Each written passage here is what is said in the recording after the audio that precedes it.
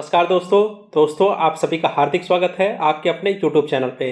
दोस्तों आज हम बात कर रहे हैं डीएलएड फर्स्ट सेमेस्टर के फर्स्ट पेपर की, जो कि हमारा है बाल विकास एवं सीखने की प्रक्रिया।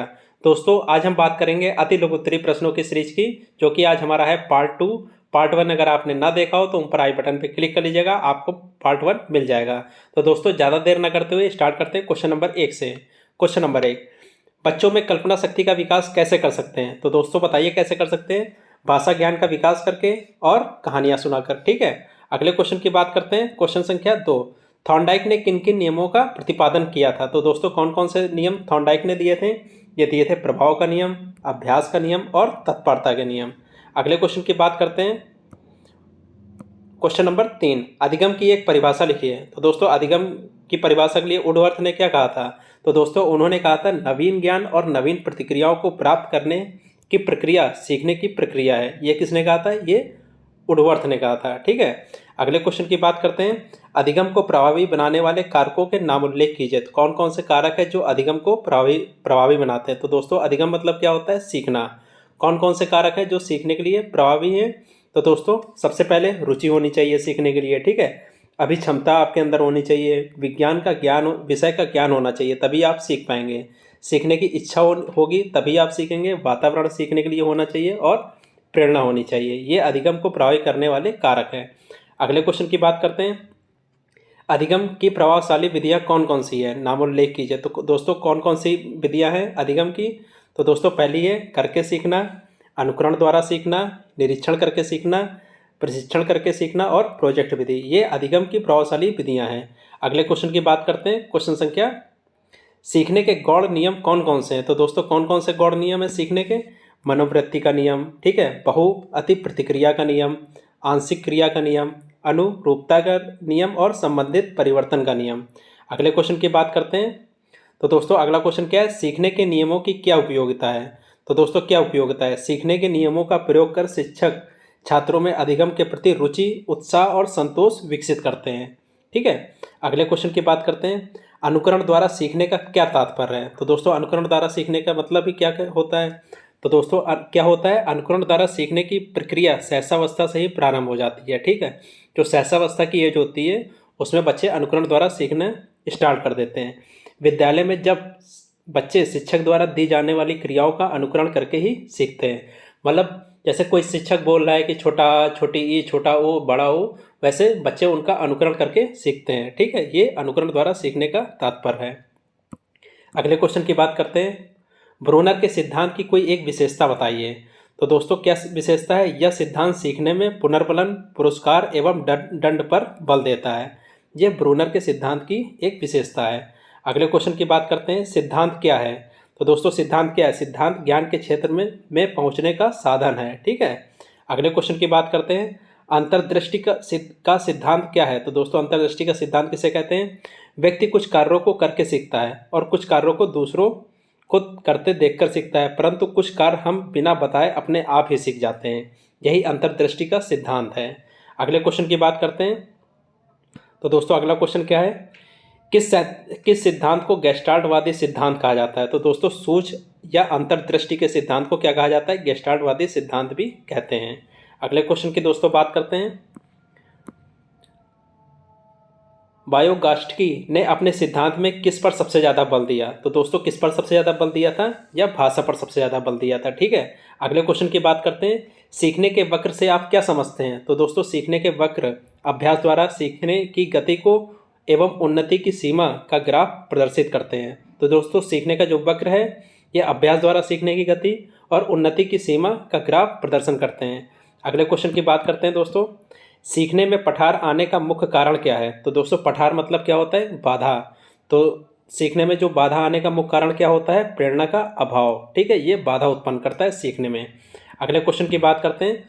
सीखने का स्थानांतरण को परिभाषित करिए। तो देखिए सीखने का स्थानांतरण किसे कहते हैं?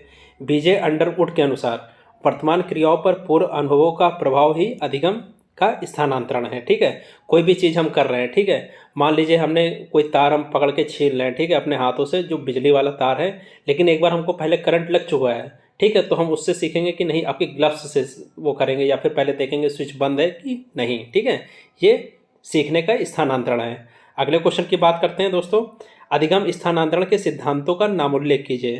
तो दोस्तों कौन कौन से सिद्धांत हैं? मानसिक शक्तियों का सिद्धांत, समान तत्वों का सिद्धांत, सामान्यीकरण का सिद्धांत और समान से विशिष्ट तत्वों का सिद्धांत।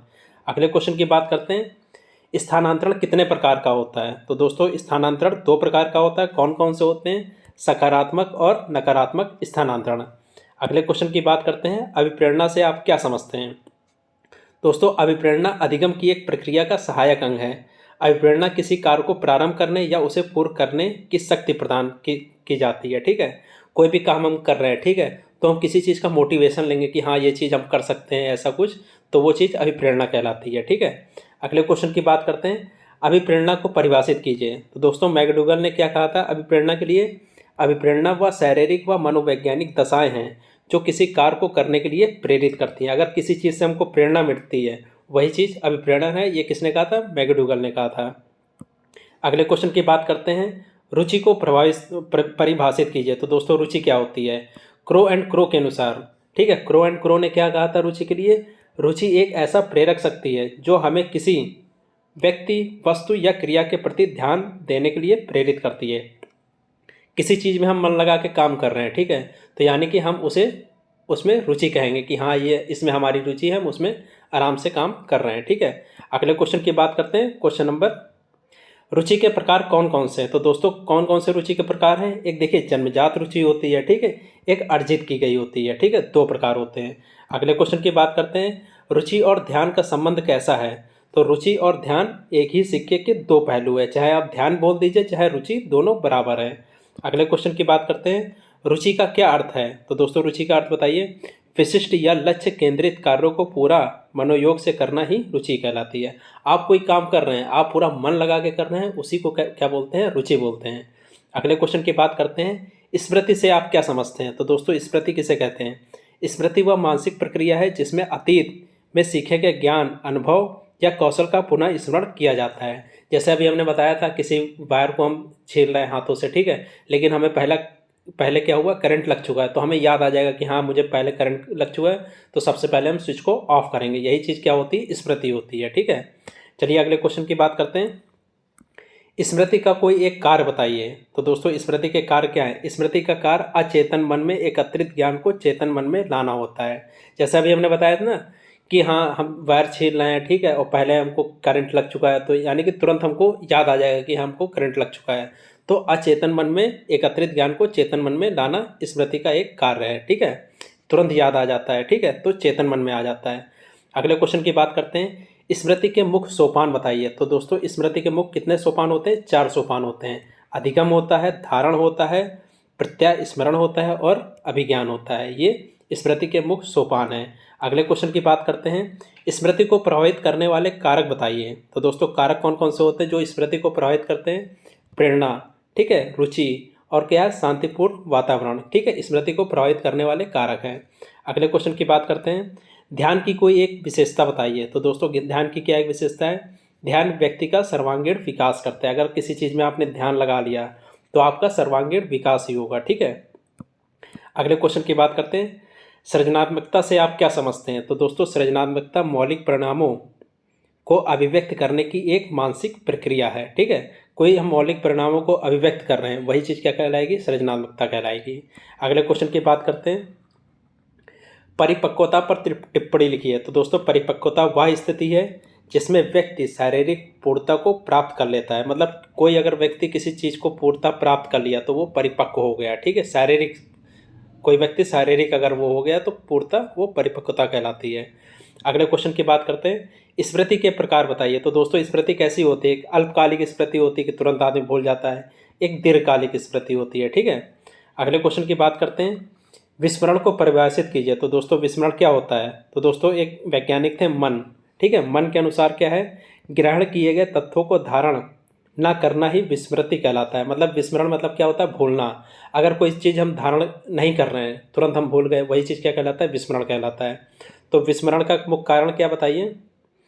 अगले क्वेश्चन की बात करते हैं, विस्मरण का मुख्य कारण बताइए। तो वो दोस्तों विस्मरण का मुख्य कारण क्या है?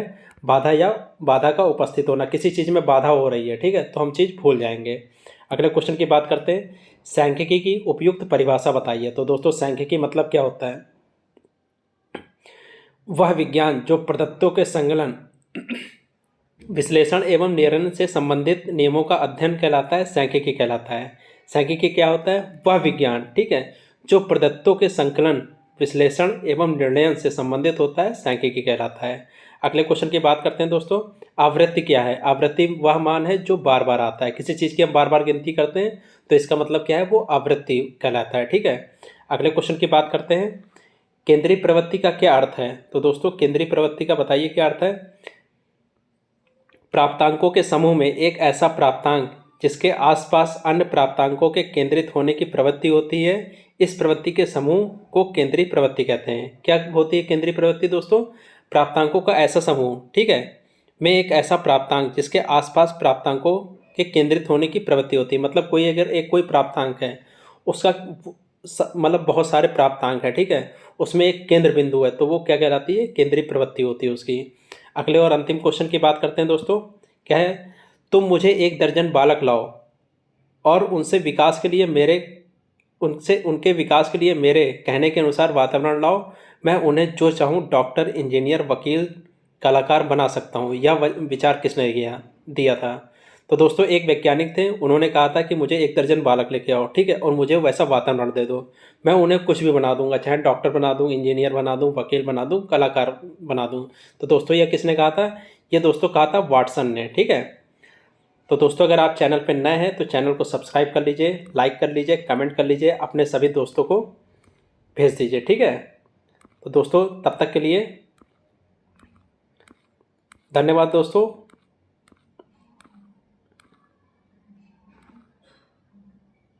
धन्यवाद दोस्तों।